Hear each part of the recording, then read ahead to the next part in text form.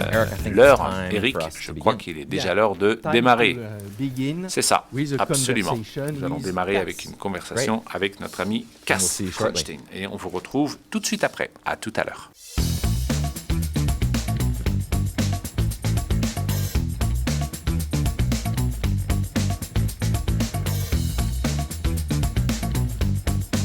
Ladies and gentlemen, it is with great pleasure that we welcome Cass Sunstein, a giant in the field of behavioral science, indeed, for our opening keynote of the Human Advantage Conference 2024.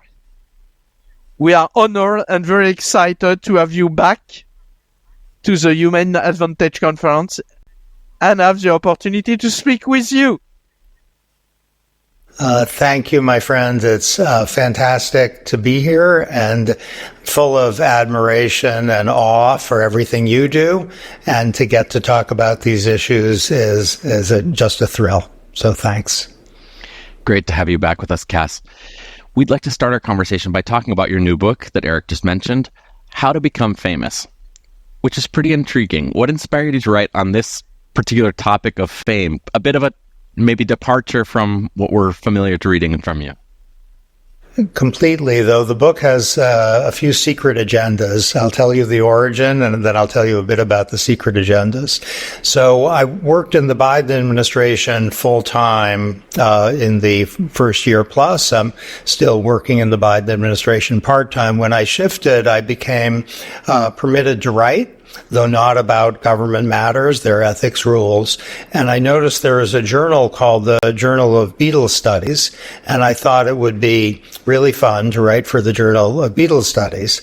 The problem is that while I'm a big fan of the Beatles, my knowledge of music is extremely limited. So I ventured a paper with the kind indulgence of the editor that tried to engage musical issues, and it was so terrible I've shown it to no one. It is on this laptop, and it's very, very bad. Having failed that at music, I tried to investigate something else, which is Beatlemania. How did Beatlemania come to exist? Which is really an issue about success, including emphatically business success. It's also an issue about fame. There is a mania involving MacBook Airs. There's a mania involving Google as a search engine. There's a mania involving certain refrigerators and televisions. There's a behavioral economics mania, no question about that.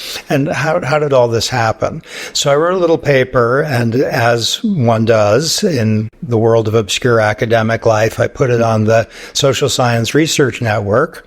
And to my amazement and astonishment, my little paper was covered in The Guardian in the UK, in Scientific American, and in the New York Times.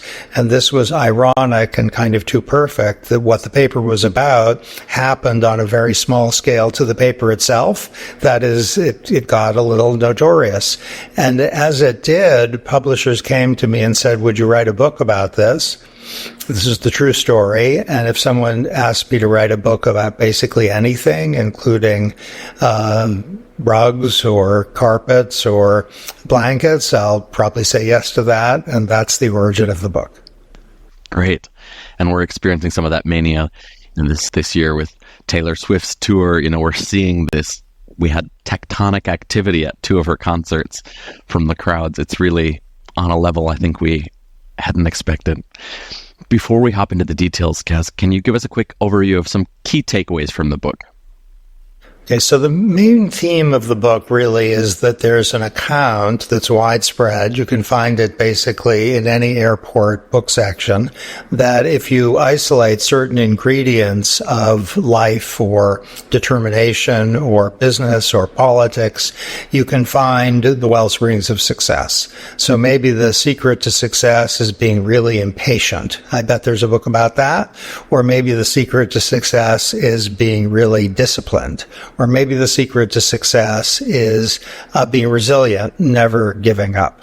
And the theme of the book, number one, is that those books are probably not worth the paper they're written on, though they're extremely charming, and I love them all. Still, they're not correct. That the fact is that many people who are impatient or who are disciplined or who are resilient, they never get anywhere. And the fact is that there are features of success in business and politics, in music and in literature, in salesmanship. There are features that are really important for success, but they do not guarantee success. So that's the negative thesis. The positive thesis is that there's, let's call it a black box, meaning a box that you can't get into very well because it's really dark, which is the box of serendipity. And there are Taylor Swifts. I'm a big fan of Taylor Swift, so I say this with a broken heart. There are Taylor Swifts all around who are maybe working in some company somewhere. They never quite made it. Or maybe they're singing in a small place in Paris and the people hear them go, my gosh, she's amazing. But no one else has heard of them. And I say this with a broken heart because I like to think she's the best there is, give or take a Miley Cyrus. Miley Cyrus is also really good.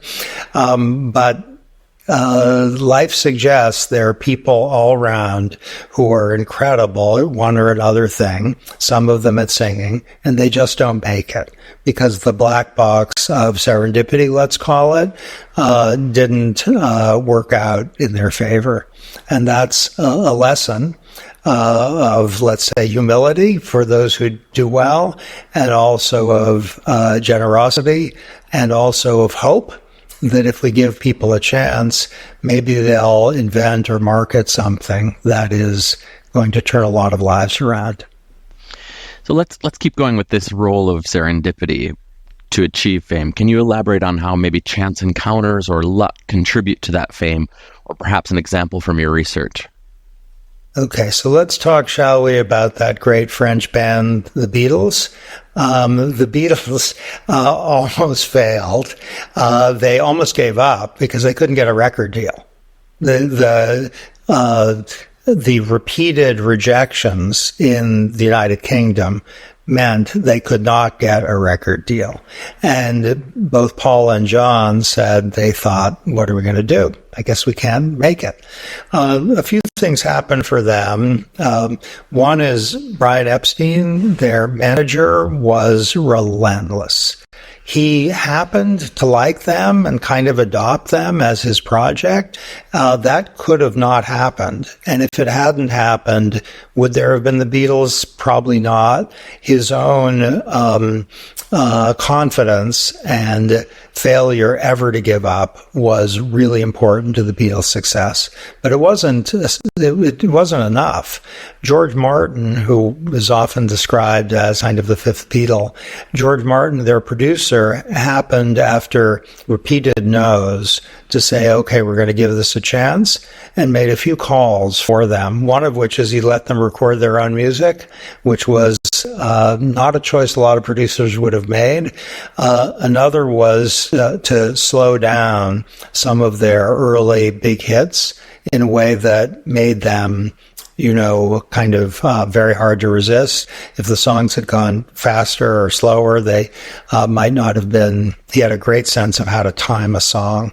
Another thing that happened was when they had a television performance for their second song, there was the biggest snowstorm in London in 100 years. So people were staying at home. And that helped vault one of their early songs to the top of the charts. If it hadn't snowed on that particular day, or if they hadn't gotten a television performance on that particular day, would the Beatles have been the Beatles? Not at all clear. And there are probably 14 other things that could be recited of the sort that I'm singled out that were necessary conditions for the Beatles to become, massive cultural and economic successes. In the book, Cass, you also explore informational cascades and network effects as mechanisms that can amplify fame. Could you explain those two concepts for our audience and how they operate in the context of becoming famous? Okay, so let's go back, shall we, to 2012 when Taylor Swift was pretty big, but nothing like she was now. I was part of a group of people, as, you know, many millions were, who heard from someone. There's someone who's really good. Her name's Taylor Swift. She's country music, but she's something special, and you should listen to her. And I heard Taylor Swift because someone told me, listen to Taylor Swift. I thought she was great. Then I started telling lots and lots of people that Taylor Swift is great. Now, Taylor Swift emphatically didn't need me. She was, you know, she didn't need a law professor to help. But the role that voilà, normalement, là, je parle sur le canal anglais, tu devrais me recevoir normalement. In transmitting to, let's say, each of the zillion to somewhere between 10 and 40 people, enthusiasm for Taylor Swift is what accounts for Taylor Swift's success. It's word of mouth. And the informational cascade means someone transmits information to another person who transmits it to another. And then the third person is maybe not knowing a whole lot about Taylor Swift or about the new iPad or about some product, but informed by the first two, the third person goes along with their judgment, and then a fourth person who knows about the other three would have to have a lot of reasons for skepticism about the product or about the iPad or about Taylor Swift to dismiss the indication that this is a really good thing. So we see informational cascades occurring on YouTube, on TikTok, in neighborhoods, the rise of existentialism in France and across the world. There was an informational cascade. I was actually part of the existentialist informational cascade long ago.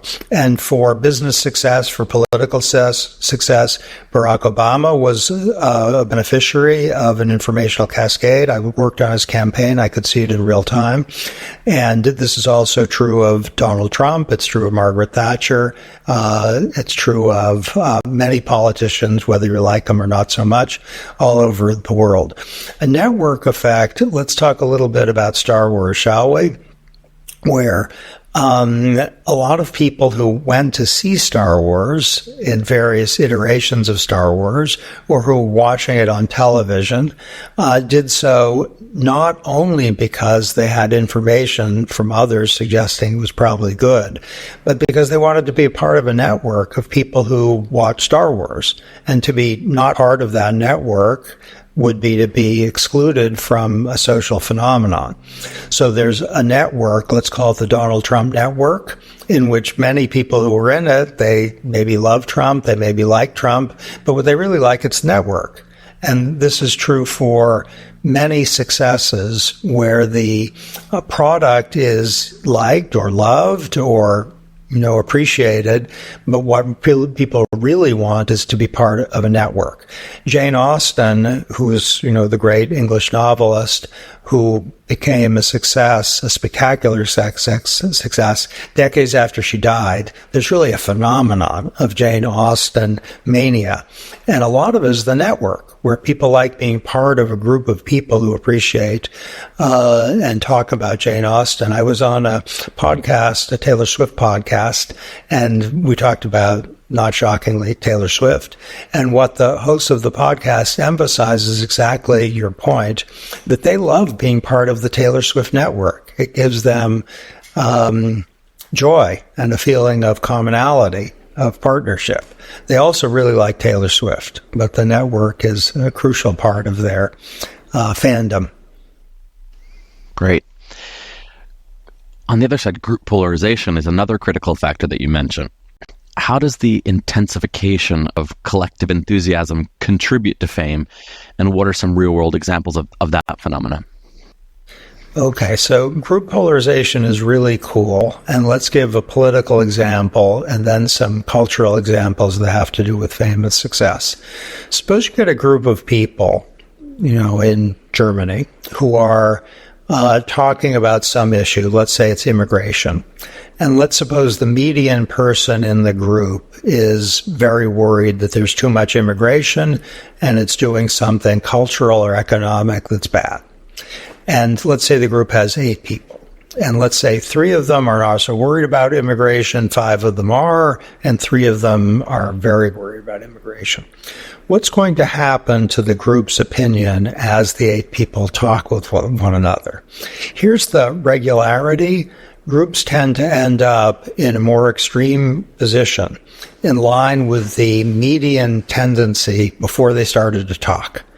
And I saw this in government, where if you have a group of people who are inclined to take a risk in government, the likelihood that the group's decision will be in favor of that risk is really high. People will get more unified, more confident, and more extreme. It can also work the opposite way in favor of caution in business or in politics. Okay, now let's talk about fame and culture. If you get a group of people who are, let's say, pretty enthusiastic about Charles Dickens, they tend to think Charles Dickens is good. As they speak with one another, their enthusiasm for Charles Dickens will jump. They will become more extreme in their liking of Charles Dickens. And it might be that if the 8 people in, let's say, a Charles Dickens book club talk to one another enough, they're going to go absolutely crazy for Charles Dickens. Cass, your academic side definitely comes out in the book, and you draw from experimental psychology and behavioral science to analyze fame. What are some of maybe the most surprising or counterintuitive findings from this research into fame and notoriety? I'll tell you a story. It's an academic story that captures the big surprise for me. A few years ago, I had a student, a brilliant student, saying that she wanted to interview some large number of the most successful or famous people and ask them a battery of questions and see what they had in common. So she wanted to go to the heads of companies, she wanted to go to rock singers, she wanted to go to literary figures, and just figure out what they had in common. And she was brilliant and extremely energetic and likable. So the idea that she could have gotten interviews with these people, I think that was very realistic. Uncommonly realistic. But I had an intuition that there was something wrong with this project. And I called Danny Kahneman, recently died, one of my co-authors and heroes, and I told him about the project, and I said, there's something wrong with this, I think. And he said, oh, it's terrible. It's a terrible project. And I said, well, can you help me out? What am I not specifying in my own mind? And he said, she's sampling on the dependent variable. And that means that you sample on a variable, you take the successful people and see what they shared in common, but you don't look at the unsuccessful people and see if they have the same characteristic as well. So it might be she isolates 5 things that unify the 97 people she interviews, but there are 97,000 people who have those characteristics that we've never heard of. And that is counterintuitive. And I think it's profound about behavioral science and the human mind that we tend to think in causal terms about narratives with some cause producing something, but the world is actually really noisy. And this is the book I did with Danny and Olivier Sibony on noise, where noise has to do with variability in judgment. That's what our focus was about. But there's variability in outcomes where there's a lot of noise out there. And the fact that someone really makes it and someone else doesn't is intuitively attributable to the amazingness of the successful and the non-amazingness of the less successful. And that might be true. But it might be it's just the black box of serendipity. When I worked for President Obama, I actually talked to him about this very recently. He raised it. I didn't. I gave him a copy of the book. And when I had dinner with him when he was president one day, he said, CEOs think I don't like them. He was just kind of pondering. And he said, they think I don't like them. He said, that's not at all true. I like them. They're great. They're amazing. I have only admiration for CEOs as such. But then he said, what they don't get, and which does bother me a bit, is the fact that their spectacular success had to do with good fortune, not just amazingness. And then he said, look at me. My name's Barack Obama. I got to be president. And then he said, I hope I'm doing a good job. I hope I'm good at it. But the number of things that had to work out right for me to become president, I'm very alert to that. And some CEOs aren't. And when I saw him, pretty recently, just a few weeks ago, he said almost the same words he said back in 2011 or something, but in much more detail. I had a chance to talk to him at some length, and he just went on in detail about the role of this in life. And there are ways you can increase the chances. So that's another thing I learned in the course of the book. But the most counterintuitive is that the existence of noise in success and failure, it's a lot bigger than I thought before I started. Well, let's go there, Cass. We have many business leaders in our audience, and I'd like for us to discuss how they might draw inspiration from the lessons in the book. How can a business leader or a manager within an organization, public, private, draw inspiration from these concepts we discussed? Maybe serendipity is somewhat out of our control, I don't know, but polarization, network effects, to increase their visibility, to improve their reputation, or more generally just the attractiveness of their brands or their personal brand to strengthen the prominence and influence of their organization. Any tips? The headline answer is be like Stan Lee. Stan Lee was the brain behind Marvel Comics, who made approximately an infinite amount of money, and it's still growing. He was the creator of Spider-Man. He was the creator of Fantastic Four. He was the creator of Thor. He was the creator of the Black Panther. He was the creator of the Avengers. He was the creator of many others that have been basically economic powerhouses now for a long time.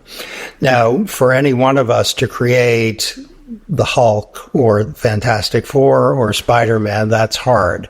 So be like Stan Lee. He was brilliant, it turned out, not in his 20s and not in his 30s, but in his 40s and 50s and 60s and 70s. He was brilliant at energizing audiences by fueling network effects, group polarization, informational cascades, reputational cascades, and a sense on the part of consumers, let's call purchasers of his product, in this case, improbably comic books, of being part of a group of people who knew something that no one else did.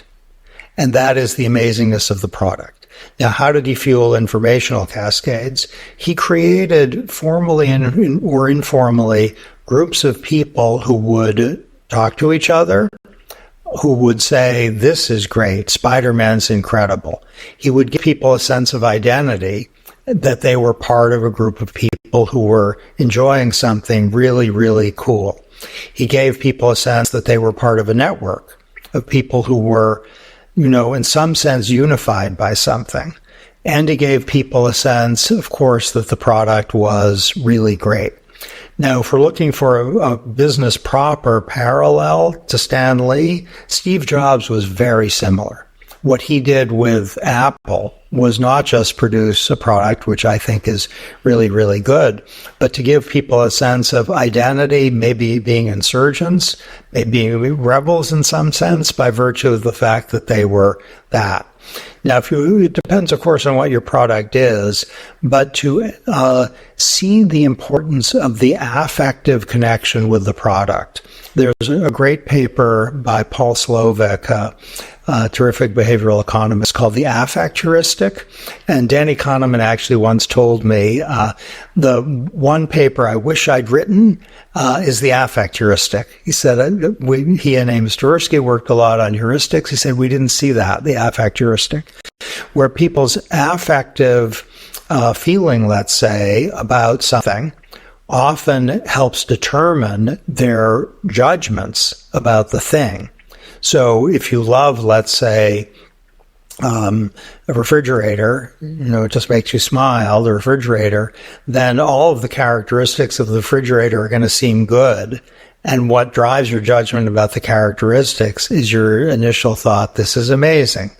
And I'm hopeful that everyone who's listening to this, if they're in business, there's some product they're connected with where this is either being done or doable. Now, you can do this, I see it done in publishing, where Stephen King, the immensely successful author, there's an affective sense when a Stephen King novel comes out, which is, oh my gosh, I'm going to be thrilled and I'm going to be moved. And even if Stephen King's novel is not that good, which is rare, it hasn't never happened, but it has happened. He's done some that aren't that good. People still get it. Of course, they're going to read it because their affective connection with King is very, very powerful. Cass, we are nearly at the end of our conversation. More than 15 years after the publication of Nudge and the fantastic global rise in the application of behavioral science, what do you see as the key challenges and opportunities for applying behavioral science in the coming years? That's a great question. So the opportunity for 2024, 2025, probably 2026, is the reduction of sludge, understood as administrative barriers or burdens that make it hard for people to get what they want. And this has been a global phenomenon in the last 12 months, where the OECD, governments all over the world, private enterprises, hospitals, CEOs have gone hard at administrative burdens or barriers that often have a surprisingly large negative effect on people with whom they interact. So to do a sludge audit at a company, I've seen this being done. It can be formal or informal. This is a fantastic opportunity, short run, for a government, let's say, to serve its people better. The U.S. government recently released a report on administrative burdens and time taxes, as they're sometimes called, and for the private sector to work at reducing sludge, administrative burdens, which are sometimes, very bad for the company because the clients and employees don't like the company as much and they don't buy the products or they leave the company. Or it can be, for some companies, it's kind of effective to use sludge to kind of trap consumers in the short term, but in the long term, that's not a profit-making strategy. So I see this as growth area number one. Maybe in the long term? Well, in the long term, I think you put your finger on it with AI. And the fact is that AI is even now overcoming behavioral problems or challenges that human beings face. It's helping to address behavioral biases. It's helping also, and this is more long-term fascinating, to help us learn about ourselves. So AI, early days, it's helping to identify behavioral biases that no business and no economist and no psychologist has found yet. So if you have huge data sets about people's behavior, you can learn something about what we react to, that it may be great. We may learn that, human beings really handle certain situations fantastically well, or you might learn that people show certain biases and certain susceptibility we didn't even know about. There's one recent-ish paper that does this, which shows in giving bail, deciding to which people should get bail and which people should stay in prison, algorithms, AI, outperforms judges. They just do better. They make better choices. Why is that? Okay. The recent work finds that the thing human judges show is the picture of the defendant plays an outside role in the judge's decision. not, is the person male or female, black or white, but does the person have a very messy face? If the person has a very messy face, human judges tend to think, I'm going to keep you in prison. The algorithm is less attentive to that. Now, that just uncovers a bias we never knew about. And it's not what intuition suggests. Intuition might suggest, maybe age or demographics matter. No, it's what the face looks like. I have a slightly bruised face right now, so from a sports injury, so I better not commit a crime. I might not get bail. We'll get you bail, don't worry. Thanks so much, Cass, for all these valuable insights. Before we conclude, any final message or advice to share with our audience of business leaders and behavioral science enthusiasts? Yes, I do have a final thought, which is if a result of these sessions is to produce an action plan that, let's say, involves doing 2 things in the next 3 months that one otherwise wouldn't have done, then we have not just a success, but a spectacular success. And I am willing to participate in a pact with everyone who's listening. I will do 2 things I would not otherwise do because of this conversation that we hope will be beneficial to people. And maybe we all can choose 2 things. Great. Thanks so much, Cass. That's really useful advice. And for our attendees, we're only getting started for the Human Advantage 2024. Stay tuned as we speak with many more thought leaders, from academics to business leaders working in the field. Well, I have the results from our Spark Notes poll, and I'm a little bit worried to share the results. 52% of you are Team Miley Cyrus, and 48% of you are Swifties. But I don't want to wake up the Swiftie army, because I think that can be quite a dangerous proposition. Mais des Swifties, parce que bon, if you want to know more, si vous souhaitez en savoir plus, nous vous conseillons vivement de lire ce livre de Cass, et vous saurez comment devenir célèbre. Voilà.